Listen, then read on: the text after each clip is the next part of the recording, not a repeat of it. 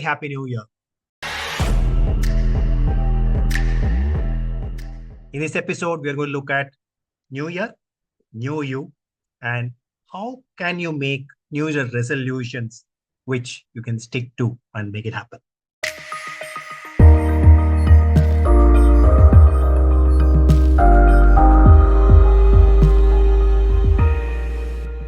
And once again, let me wish you a very, very happy New Year and let's start the episode. I'm sure you have already made New Year resolutions. We are meeting on the 8th of January and I'm deliberately meeting you all on 8th of January, 1 week down the line. Even though most people typically make New Year resolutions even before the New Year starts and start to stick with it at least for a week or so. The idea of meeting you all 1 week down the line is very simple. I wanted to let the adrenaline of the new year and the newness of the new year to calm down a little. I wanted all of you to settle down a little bit so that we can actually talk about New Year resolutions. It's possible to stick to those resolutions. A lot of times we make resolutions in the heat of the moment, spur of the moment. New Year is a ऐसा time है where we make resolutions because it's New Year, because everybody else is making those resolutions. And this is the reason why you would see a lot of gyms opening around the new year, offering discounts around the new year, and ensuring that you block in their membership for one whole year, whether you come there or not after 1 week or 2 weeks down the line. A lot of times people don't stick with it, those resolutions which they very lovingly, very painstakingly made during the start of the new year. Also because those resolutions were made at the spur of the moment rather than thought through decisions.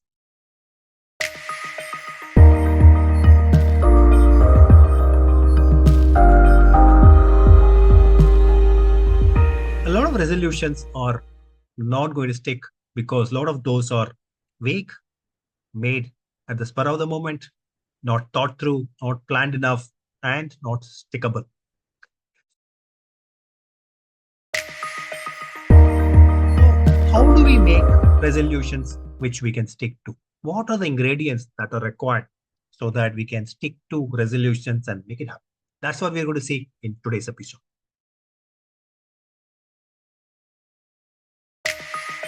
The very first step to choosing the resolution that we really need to choose, the first step to that is reviewing the past year. Quickly, let's look at the past year, 1 year gone by, 2024. What is it that we did? What is it that we won? What is it that we lost? Which resolution that we were able to stick to? Which resolution that we were not able to stick to? Which plans we actually made to come? Which plans we kind of failed? Which plans that we didn't even start? It's important to go through that because it would tell you three things. One, where all you won. What are the small wins? What are the big wins? Two, is there a pattern to it that when you take one kind of challenges, one kind of plans, you stick to it, you make it happen. But in other kind of challenges, you don't make it happen. For example, if you're struggling with your fitness, maybe you are taking challenges on fitness, resolutions on fitness, as well as, let's say, traveling. You make the traveling part of it come true every single time that you take it. But when it comes to fitness part of it, you are not able to stick to it. It could be something else. But when you look at what is it that you took as new resolution last year and look at the patterns, it would tell you which patterns that were winning patterns, which patterns that were not so winning patterns. When you are able to identify which ones you are able to stick to and which ones you are not able to stick to, you'll be a lot more aware of what you need to do this year. Three, it will also help you to practice a bit of gratitude. As everybody says, gratitude is one of the best emotions. It fills your heart, ensures that you are getting that energy that the universe is blessing you with. Thank heartfully for the wins that you have had. Thank heartfully for the people you have helped to make things happen. Thank heartfully for your family and friends who have been with you in thick times too. Now, having done that, let's come to stage number 2.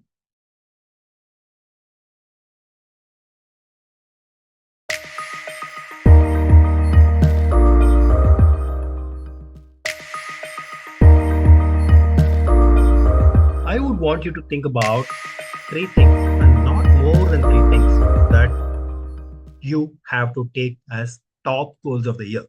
I'm sure you have already made those resolutions, but it's a good time that 1 week has gone by to take a very quick look at those resolutions and see what is it that you have made. And with the help of whatever I'm going to discuss now, can you tweak that?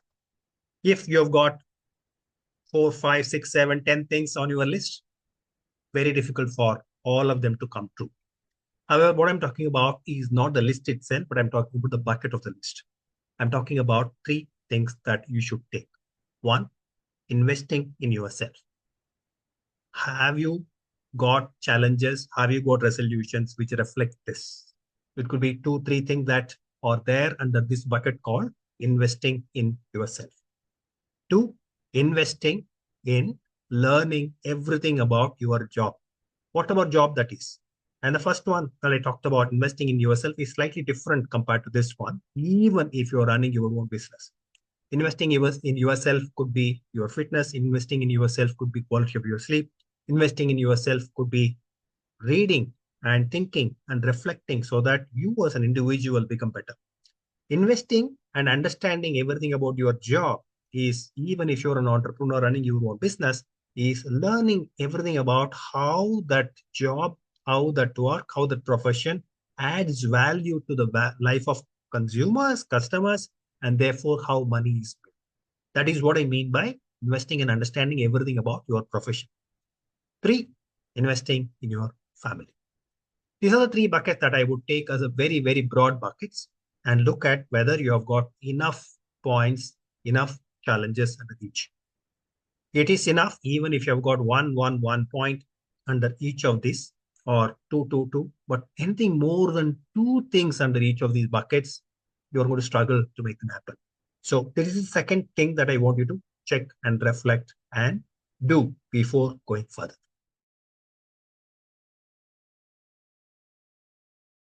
Now, the third stage that I want you to think about and reflect and do, if you're okay with that, is jot down under these three buckets: investing in yourself, learning everything about your profession, your family.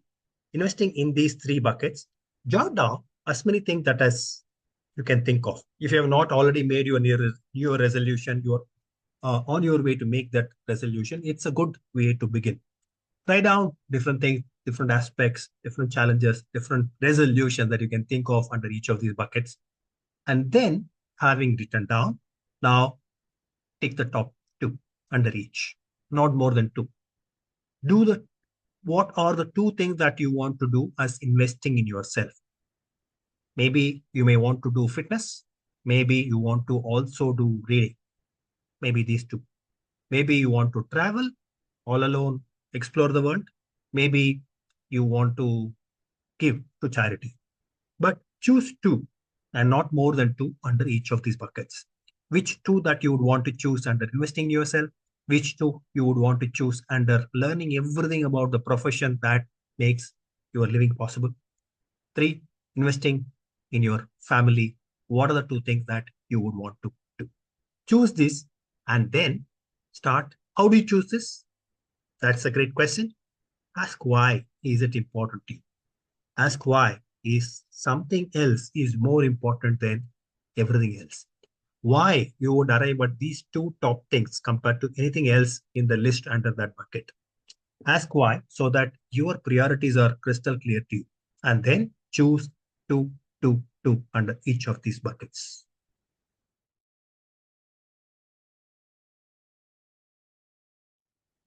For the two that you have chosen now, it's time to look at breaking down these two goals into small goals so that you can put your action plan. You may be saying that you want to improve your fitness. Maybe that's your resolution for the year under investing in yourself. Then break that big goal into something which is smaller. Okay. Put smartness into it, make it specific, make it measurable, make it achievable, make it relevant for you, make it time bound. Okay. Check for relevance, which is the why that we started about. Make it achievable. Don't say that I am 80 kg, I want to go to 60 kg in 2 days. Not possible. I 80 kg, I want to go to 50 kg in 2 months. Very, very difficult to do. Not realistic, not recommended to. So break down the big goals into smaller goals by putting smart measurement. Make it very, very specific. So if it is a fitness goal and if it is weight that you are attacking, what weight to what weight? So let's say you are 80 kg now, you want to reach 65 kg by the end of the year. What is it that you want to be at end of first quarter, second quarter, third quarter, fourth quarter? What are the things that you want to do? Enrolling in a gym membership, exercising at home. How much of a time you want to devote to going to gym, exercising at home? What are the kinds of exercises that you would want to do? Why would you want to do those? And what are the measures that you would take so that you don't skip any of these steps? Build all of this so that your big task, the two tasks that you have taken under each of these buckets, become realistically achievable and small so that they are not going to scare you.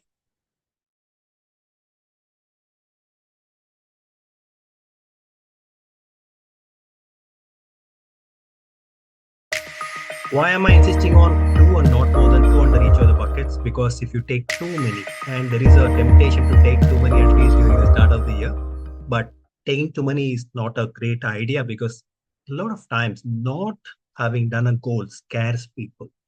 It also psychologically functions as a barrier because every time your mind voice will keep telling you that, but you have not finished it, you have not finished it, you have not finished this, you have not even attempted this. And that comes in a way of attempting other things. So keep it to a minimum. Two is ideal because you are going to have 2 plus 2 plus 2, 6 goals at the start of the year, and each of these buckets, two each. So keep it to a minimum so that your mind voice doesn't kill you because more that you have, the less chance of you achieving every one of these. The more you take, it also becomes over complicated. You need to put time into each, and you may not get that time. So choose wisely, choose very minimum number of things, but which you are desperately wanting to do, which would add phenomenal value to you, and choose basis these reasons than anything else.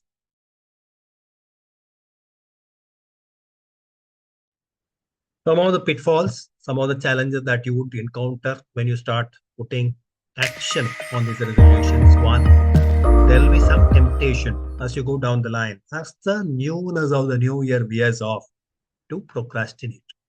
Okay, I'll skip exercising today. I will skip reading today. Don't. Even if you exercise only for 5 minutes instead of the half an hour that you have blocked for yourself, don't. Make a tick mark. It's worth it. It is important to do that 5 minutes, even if you're not able to devote that 30 minutes. But doing that is more important than not doing it. So don't procrastinate. Start off. Don't push off saying that I'm going to start from 1st of February. Please don't. Start today. Start right now, immediately. All I'm saying is that if you're blocked some time for each of these activities, and even if you're not able to devote that kind of a time on a given day, that's okay. Be flexible. Put some time on the activity, even if it is 5 minutes, that's okay. Plus, but please do it. The other things, build a system so that these challenges, these resolutions become part of your life. Build a system around it so that they become habits, so that you do it without even thinking about it every single day. If you want to do exercising, build a habit around it.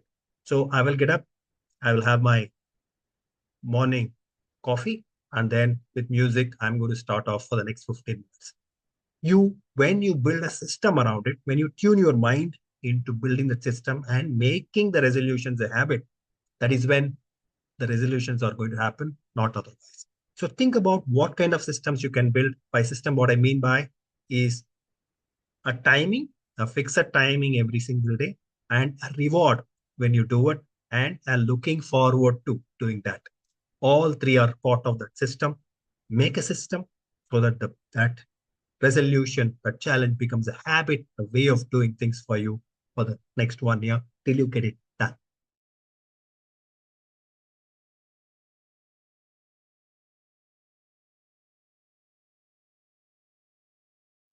Some of the things that you may want to keep in mind is put some visual reminders for yourself. Put these goals prominently where you will see it almost on a daily basis. Number one, when you see the goals a lot often, the goals are getting done. It is when things are out of sight, they also go out of mind. So put them inside, put them in a place where you will prominently, in a place where you would definitely see. Number two, get some accountability partners. Tell your spouse, tell your kids, tell your family, tell your friend that you are taking these new resolutions, and therefore they push you towards that goal, even if you are tempted to skip it sometimes. Having accountability partner is a great way of getting things done. Ensure that even if you miss sometimes, it is okay, but come back on track and track your progress. How many days that you exercised, how many days that you spend that 10 minutes a day that you have set yourself as a goal of reading books, how many days you did. Track your progress, and it's okay. Don't kill yourself if you missed 1 or 2 days. It's okay, but ensure that you don't miss too many days. And when you start tracking progress, remind yourself that you are doing this because there is going to be a great reward later. But don't focus on the reward. If you start weighing yourself every single day and see that your weight is not going down after 2 weeks of exercising, there is a chance that you would lose heart. So focus on the process, not on the reward. You need to measure your weights. You need to measure how many books you have read and what you have learned if reading books is one of your goal. But unless the process becomes a habit and second nature, a lot of things are not going to happen. So don't measure yourself too harshly by the results. Measure yourself whether you are sticking to the process.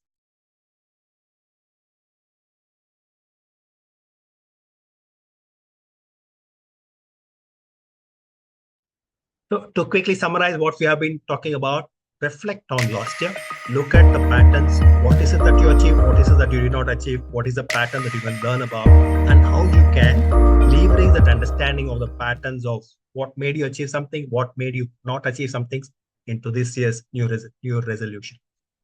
When you look at new resolution, take 2 or 3 broad buckets. I would suggest investing in yourself, investing in your family, investing in your job as 3 key buckets. And under each of these buckets, take 2 key resolutions. But I leave it to you in terms of what is important to you, your values, your decisions, your requirements, and so on. The only guideline is that don't take too many things.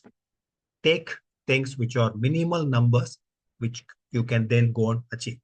Look at a smart framework and break down these big goals into smaller goals, giving it a smart framework so that you have very, very clear time bound activities that would help you to move towards those resolutions. And get into a habit of building processes and systems around these resolutions so that these become a systems and these becomes a way of doing things. This becomes a habit. This becomes a second nature to you so that you move continuously towards those goals. Track your progress, monitor your progress, keep them in a place that you regularly see it. So, and get accountability partners so that all of this pushes you to getting those things done.